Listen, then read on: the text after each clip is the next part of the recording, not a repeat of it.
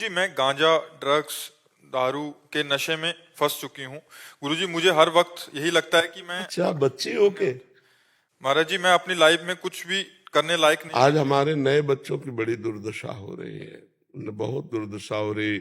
अब ये नए नए बच्चे गर्लफ्रेंड बॉयफ्रेंड बनाए, अब उनमें सुख तो है नहीं, फिर नशा करके बेविचार किए, फिर और नशे में नष्ट हो जाते हैं। खुली बात है, नष्ट हो रहे हैं हमारे बच्चे, जो हमारे देश के भविष्य है, ये सब नष्ट हो रहे हैं। अब देखो, एक बच्ची ये है और एक बच्ची ये है जो बॉर्डर में प्राणों को समर्पित किए हुए तैनात खड़ी है हमारे देश की, वो भी तो बच्ची है।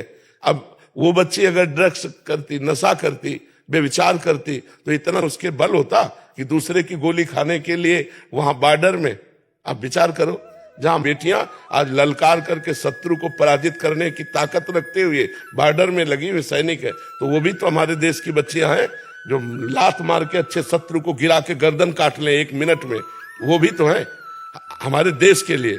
अब हमारे देश की ये हालत हो रही है, बहुत बुरा। हम इस विषय में बहुत दुखी हैं कि जो गर्लफ्रेंड बॉयफ्रेंड, जो व्यसन ये जो चल गया नए बच्चों में, वो पूरी की पूरी सब ये जो जनरेशन है, इनमें कोई बच पाते हैं नहीं, तो पूरी की पूरी जनरेशन इस रोग से, ये संक्रामक रोग की तरह फैलता चला जा रहा है। अब अगर बॉयफ्रेंड ना बनावे, कुछ अच्छे बच्चे हैं वो कहते हैं, उनको टॉर्चर करते हैं, वचन का टॉर्चर करते हैं। तो बच्चा, तुमको एक बार उठना चाहिए, जैसे तुम रो मत, मनुष्य शरीर मिला उठने। तुम बहादुर हो, देखो तुम अभी सौभाग्यशाली हो, बहादुर हो, कम से कम तुम सभा में, संत सभा में आकर अपनी बात कहने की हिम्मत तो रखी, नहीं कौन रखता है नहीं? तुम बात छोड़ने की कोशिश करी लेकिन नहीं हो पाती। कह रहे बचा लीजिए महाराज जी, मैं बहुत निकलना चाहती हूँ बट इतना फंस चुकी हूँ। इसमें इसको साथ देना पड़ेगा, छोड़ना तो इसी को है ना। हमें लगता है कि सुयोग्य डॉक्टर से मिलना चाहिए और कुछ औषधियों का सपोर्ट लेना चाहिए। देखो, एक कसम वसम से छूटने वाली बातें नहीं है, इससे हमें किसी डॉक्टर का सहयोग लेना चाहिए और उससे उचित औषधियां लेनी चाहिए।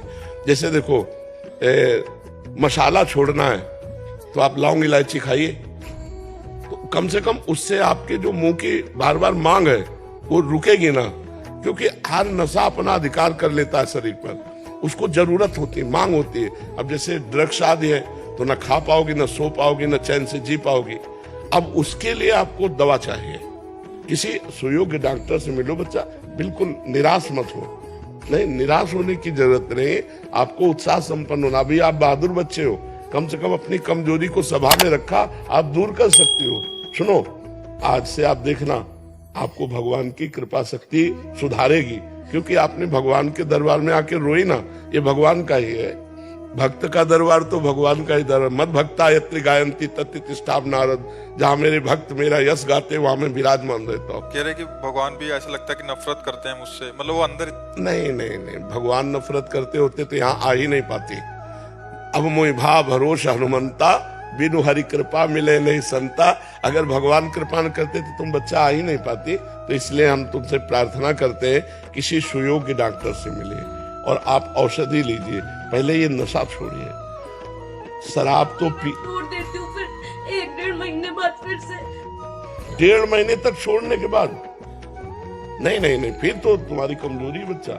1.5 महीने नहीं, हम तो 2-4-10 दिन के लिए बात कह रहे हैं दवा लेने की, जिससे हमारा माइंड जो है हमें सहयोग दे पावे छोड़ने में। अब ऐसा। और दूसरी बात, आपका ब्याह हुआ, ब्याह हो गया, तो अब दूसरे पुरुष से संपर्क मत करना।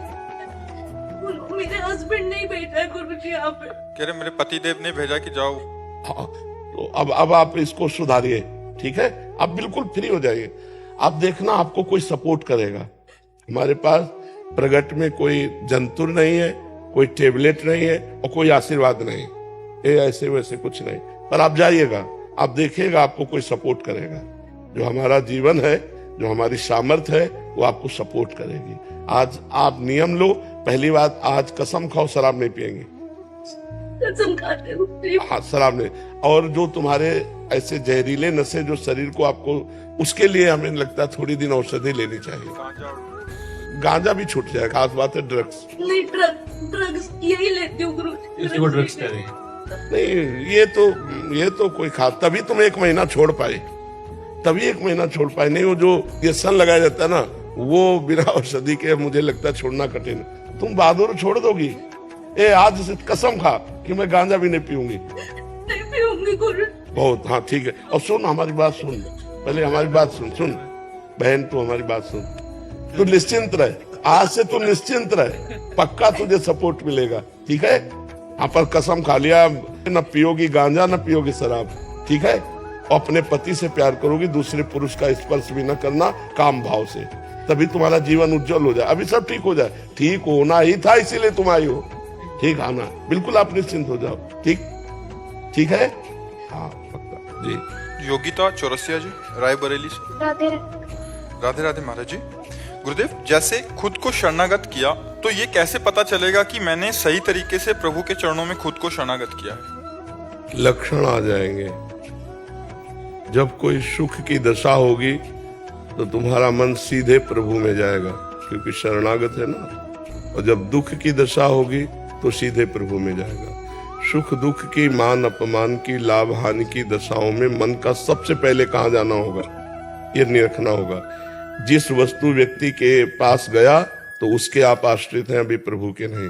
अगर सीधे प्रभु के पास गया तो आप प्रभु के आश्रित हैं, प्रभु के शरणागत हैं। फिर ये लक्षण आने लगेंगे, निर्भय, निश्चिंत, निशोक, संशय रहित, विपरीत भावना का त्याग। ये बातें आने लगती हैं जो भगवान की शरण में होता है। मन की पहचान सीधे प्रभु में जाना। कोई सुख आया, प्रभु की बड़ी कृपा, कोई दुख आया, प्रभु का बड़ा दुलार, बड़ी कृपा है जो हमें पवित्र कर रहे हैं दुख दे के। अगर हमें कोई सहयोग मांगना है तो सीधे प्रभु में मन जाए, किसी व्यक्ति वस्तु स्थान में नहीं तो शरणागति कमजोर मानी जाती है। कि अगर कहीं अन्य गए, जैसे द्रौपदी जी भगवान की शरणागत भक्त है, पर जब वस्त्र खींचने का तो सभा में उनको अपने पतियों का भरोसा था, भीष्म आदि का भरोसा था। जब वो टूटा तब अपने हाथों का भरोसा लिया, फिर दांतों का लिया, फिर भगवान की। ये बहुत कमजोर स्थिति है। जैसे आखिरी में भगवान को पुकारा, वैसे सीधे भगवान का संबंध। तो शरणागति हमारी तब हुई मानी जाएगी जब दुख सुख की परिस्थितियों में हमारा मन सीधे भगवान के पास जाए, तो हम भगवान के शरणागत हैं। किसी भी परिस्थिति में हम चिंता न करें क्योंकि भगवान है। किसी भी परिस्थिति में हम भय न करें क्योंकि भगवान है। किसी भी परिस्थिति में हम शोक न करें क्योंकि भगवान है। जो अपने संकल्प से 1 सेकंड में अनंत ब्रह्मांडों को रच सकते हैं, तो मेरे स्वामी मुझे शोकित क्यों होने देंगे, मुझे दुखी क्यों होने देंगे? वो मेरे लिए नई सृष्टि रच सकते हैं। तो अगर उन्होंने हमें दुख दिया है तो कोई मंगल विधान है, क्योंकि मंगल भवन है मंगलहारी, तो जरूर कोई मंगल विधान है भगवान का। हम ऐसा मान करके आनंदित होते, किसी से दुख निवृत्ति के लिए सहयोग नहीं मांगते। अगर कोई आ जाता है तो समझते हैं भगवान का भेजा हुआ ही है, क्योंकि मैंने तो चाहा नहीं, ये व्यक्ति आकर दुख निवृत्ति कर रहा है, इसका मतलब भगवान का ये पार्षद है, भगवान का भेजा हुआ है जो हमारी दुख निवृत्ति कर रहा है। समझ में आ गई? महाराज जी, हमने किसी को अपना गुरु बना लिया अंदर से, और हम उनको अभी दीक्षा लिए नहीं, बट कैसे पता लगेगा कि उन्होंने हमें स्वीकार कर लिया? प्रगट में उनका दासत्व स्वीकार करके यदि हम चले तो फिर बात अलग होती है। ऐसे मन मानी बात, तो मन अभी गुरु बना रहा है, थोड़ी देर बाद मन मानी वो खुद गुरु बन जाएगा, अपने अनुसार चलाएगा। ऐसे नहीं कि हम मान लिया तो बस हो लिया, जब न मान लिया। अब प्रगट में तो शासन हो नहीं सकता। प्रगट में शासन हो, प्रगट में तभी शासन जब आप गुरु मंत्र लिए हैं, दीक्षा शिक्षा है, और फिर कोई गलती हुई, आप कहते हो मेरे से गलती हुई, तो वो शासन करेंगे, तब वो दुलार करेंगे, तब वो हमें दंड देंगे या हमें प्यार करेंगे, ये उनके ऊपर की बात है। हमें प्रगट में गुरुदेव की भगवान ने गीता जी में कहा, प्रणिपातेन च प्रश्नया, जाकर साष्टांग दंडवत करे, उनकी शरण में हो, फिर उनसे प्रश्न करे, फिर उनसे उत्तर जो प्राप्त हो उसके अनुसार अपनी दिनचर्या बनावे, तब जाके बात होती है। भैरव राम जी, राधे राधे महाराज जी, आपके चरणों में कोटि कोटि प्रणाम। महाराज जी, क्या नाम जप, माला जप, पूजा पाठ ही अध्यात्म है या अध्यात्म कुछ और है? इससे चलोगे तो अध्यात्म में पहुंच जाओगे। अध्यात्म का मतलब है जगत का चिंतन छूट जाना और भगवान के चिंतन में तन्मय हो जाना। अध्यात्म का क्या मतलब है? जगत का चिंतन बिल्कुल छूट जाना और भगवान के चिंतन में मगन रहना। भगवान ही ज्ञानियों की आत्मा है, योगियों की परमात्मा है, भक्तों के भगवान है, प्रेमियों के लाडिले हैं। समझ पा रहे हो आप? तो यही अध्यात्म की शुरुआत स्थिति में पहुंचा देगी। नाम जप करोगे, नाम कीर्तन करोगे, भगवत कथा कहोगे, भगवत कथा सुनोगे, भगवत भक्तों का संग करोगे और सत्संग सुनोगे, तो इससे आपकी जो दिनचर्या वो भागवतिक हो जाएगी। भागवतिक दिनचर्या में अधिक संसार का चिंतन छूटने लगेगा, प्रभु का चिंतन होने लगेगा। आ गए अध्यात्म में। अध्यात्म नित्या विनिवृत्त कामा, जहां आत्मस्वरूप में स्थित होने की बात आई, समस्त कामनाओं का त्याग हो जाएगा। जहां कामनाएं त्याग हुई, परमानंद की बाढ़ आ जाएगी। हृदय में ही परमानंद है। जैसे नवीन बच्चा बच्ची जो विषय भोग नहीं किए, विषय भोग किए उनकी बात नहीं कह रहे, जो विषय भोग नहीं किए उनका जब ब्याह तय होता है तो उनके मन में उल्लास कैसा होता है? यह है पार्थिव नाशवान, पर एक उमंग आती है, नहीं आती है? किसी का ब्याह होना हो तो देखो बिल्कुल एक उमंग आती है, या किसी के लड़के का ब्याह होना हो तो उसकी माँ की उमंग देखो। ये तो प्राकृतिक उमंग है। इससे अनंत गुना उमंग उसको आती जब भगवान से मिलन की चाह हो जाती है। और जब मिलन तय हो जाता है और जब मिलन होता है, उस आनंद का क्या कहना। गोस्वामी तुलसीदास जी कह रहे हैं, जाकी कृपा लवलेस ते मतिमंद तुलसी दास हूँ, पायो परम विश्राम, राम समान प्रभु नाही कहूं।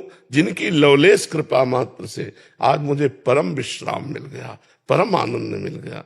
तो ये है अध्यात्म, परम विश्राम, न कोई चाह, न कोई चिंता, न कोई शोक, एक अद्भुत आनंद और भगवान का चिंतन हो रहा है। इसे अध्यात्म कहते हैं। बाबा हम ये जो माला जप वगैरह है, पाठ है, सब कर रहे हैं, लेकिन कभी कभी ऐसा लगता है कि हम ढोंग कर रहे हैं, नाटक कर रहे हैं बाबा। हाँ, चलने दो, नाटक ही सही। नाटक करते करते एक दिन सच्ची हो जाता है। झूठा खेले साचा होए, और साचा कोई बिरला खेलता है, लेकिन झूठा खेले साचा हो। सब सकाम से चलते हैं, सब झूठ से चलते हैं और सत्य में पहुंच जाते हैं। आप चलो, ऐसे ही चलो, ठीक है?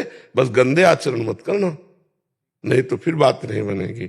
चलनी में गैया दुहै और दोष दैव को दे, हरि गुरु कहो न माने तो अपनो ही फल ले। अब चलनी लेके जाओ और गाय दो कह दो हमारे भाग्य में नहीं लिखा दूध पीना, तुम बात तो बदलो।